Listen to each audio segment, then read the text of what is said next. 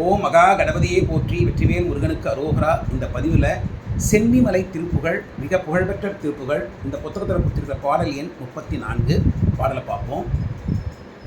பகல் இரவினில் தடுமாறா பதிகுருவென தெளிவோத ரகசிய முறை தனுபூதி ரதநிலை தனை தருவாயே இகபர மதற்கு இறையோனே இயலிசை முத்தமிழோனே சகசிரகிரி பதிவேலே சரவணபவ பெருமாளே. இகபரமதற்கு இறையோனே, முருகன் இகத்திற்கும் பரத்திற்கும் இறைவன் கடவுள். இகமென்றது நம்ம இப்போ வாழ்ந்து கொண்டிருக்கிற இந்த உலகம், பரமென்றது நம்ம வாழ்ந்து முடிந்து முக்தி அடைகின்ற உலகம். இந்த உலகத்திற்கும் அந்த உலகத்திற்கும் ரெண்டு உலகத்திற்கும் முருகன் தான் கடவுள். ஆகவே முருகனுடைய அடியவர்களுக்கு பக்தர்களுக்கு இகபர சௌபாக்கியம் கிடைக்கும்.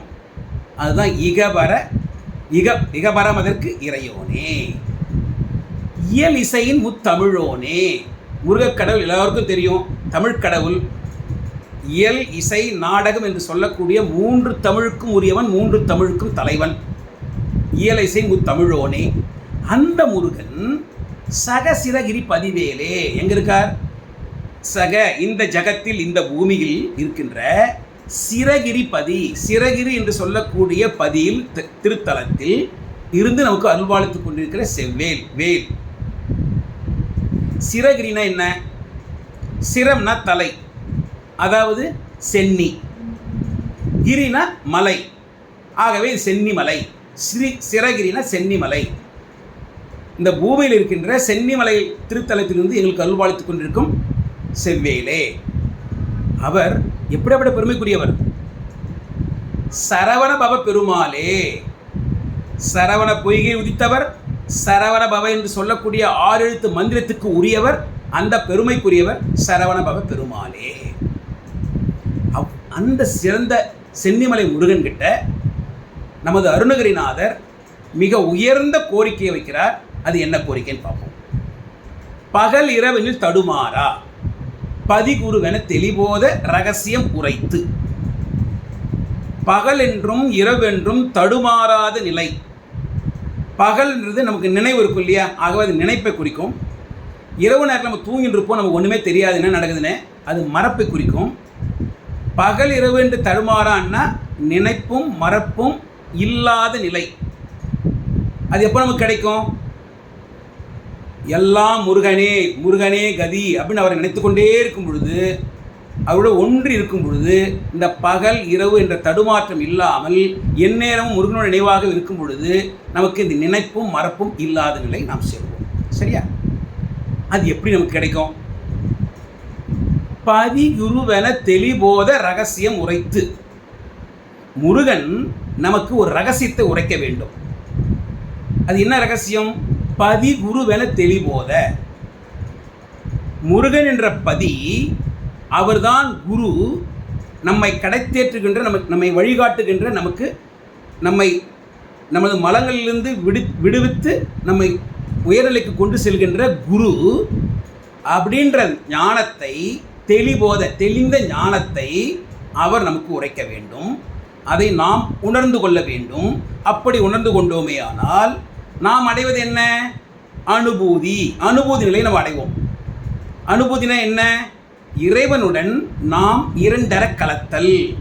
இறைவன் வேற இல்லை, நாம் வேற இல்லை அப்படின்ற சேர்ந்து ஒன்று இருக்கிற நிலை அனுபூதி நிலை. அந்த நிலை எப்போ நமக்கு கிடைக்கும்? முருகனே நமக்கு குரு அப்படின்ற ஞானம் முழுமையாக நமக்கு தெரிந்து அதை உணர்ந்து கொண்டோமே ஆனால் முருகன் என்ன பண்ணுவார்? இந்த ஆன்மா மிகவும் பக்குவம் அடைந்த ஆன்மா, இந்த மலங்கள்லாம் எதுவுமே இல்லை இப்போ. ஆகவே இந்த ஆன்மாக்குள் அவர் உள்ளே வந்துடுவார். அப்போ நம்ம இரண்டரை கலந்துடுறோம். அந்த இரண்டரை கலந்த நிலை தான் அனுபூதி நிலை. அருணகிரிநாதர் அனுபூதி நிலையை அடைந்தவர். அந்த நிலை நம்ம அடைந்துட்டோம்னா முருகன் இங்கேயே இருக்காரு. அப்போது முருகனே கதி நம்ம நினச்சிட்டு இருப்போம். அந்த மகிழ்ச்சியில் நம்ம சந்தோஷமாக இருப்போம். அதான் ரத நிலை தனை தருவாயே.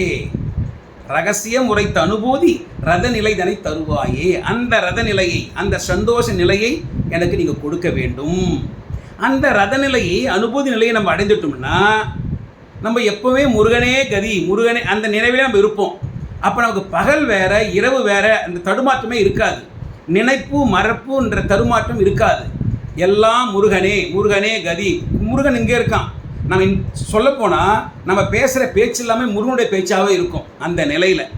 ஆக அந்த பகல் இரவு என்று நினைப்பு மறப்பு என்று தடுமாற்றம் இல்லாத நிலையை நாம் அடைய வேண்டுமானால் முருகன் நமக்கு, முருகனே குரு, அதுக்கு வழிகாட்டுபவர் முருகன் அப்படின்ற தெளிந்த ஞானத்தை அவர் நமக்கு உரைக்க, அதை நாம் உணர்ந்து நாம் அனுபூதி நிலையை அடைய வேண்டும். அதை கேட்குறார் நம்ம அருணகிரிநாதர் முருகக் கடவுள்கிட்ட, சென்னிமலை முருகக் கடவுள்கிட்ட. அவ்வளோ சிறப்பு வாய்ந்த பாடல் சென்னிமலை.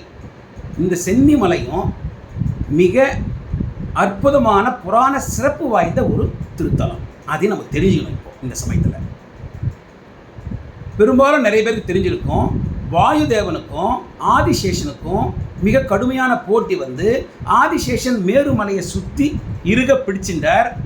வாயு அவளால் முடிஞ்ச அளவுக்கு வேகமாக காற்று வீசுகிறார். அப்போ அந்த மேருலிருந்து சில துகள்கள் போய் அங்கங்கே விழுந்தது. அப்படி விழுந்த மலைகளில் ஒன்று சென்னிமலை. அவ்வளோ பெருமை வாய்ந்த மலை. அந்த பெருமை வாய்ந்த மலையில் இருந்து சரவண பவனாக இருக்கின்ற நம்ம முருகக் கடவுள், முத்தமிழுக்கு தலைவன், இகபர சௌபாக்கியம் அருளக்கூடியவன். அந்த முருகனே நமது குரு அப்படின்ற தெளிந்த ஞானத்தை அவர் உரைக்க, நாம் அதை உணர்ந்து கொள்ள, அப்படி உணர்கின்ற நிலையில் நாம் அனுபூதி நிலையை அடையலாம். அப்பொழுது நமக்கு இந்த பகல் இரவு என்ற இரண்டு தடுமாற்றம் இருக்காது, நினைப்பும் மறப்பும் என்ற தடுமாற்றம் இருக்காது. எப்பொழுதும் முருகனே கதி என்ற நிலையில் நாம் இருப்போம். அதுதான் பரம சௌபாக்கிய நிலை. அந்த நிலையை நாம் அடைவதற்கு உரிய மிக உன்னதமான பாடல் இது. எல்லோரும் பாட வேண்டிய பாடல். இன்னொரு சின்ன குறிப்போடு இருக்குது.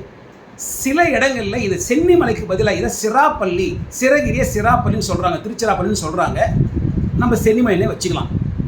ஆக இந்த பாடலை அனுதினமும் பாடி நமக்கு தேவையான நன்மைகளை பெற்றுக்கொள்ளலாம். அனுபூதி நிலையை அடைவதற்குரிய நல்ல பாடல், முருகனுக்கு ரொம்ப ஏற்ற உகந்த பாடல் நான் நினைக்கிறேன். பாடலாமா? பகல் இரவில் தடுமாறா பதிகுருவென தெளிபோத ரகசிய முறை தனுபூதி ரத நிலை தனை தருவாயே இகவர மதற்கு இறையோனே இயல் இசையின் முத்தமிழோனே சகசிரகிரி பதிவேலே சரவணபவ பெருமாளே. வெற்றிவேல் முருகனுக்கு அரோகரா, ஞானவேல் முருகனுக்கு அரோகரா, கந்தவேல் முருகனுக்கு அரோகரா, சென்னிமலை முருகக் கடவுளுக்கு அரோகரா.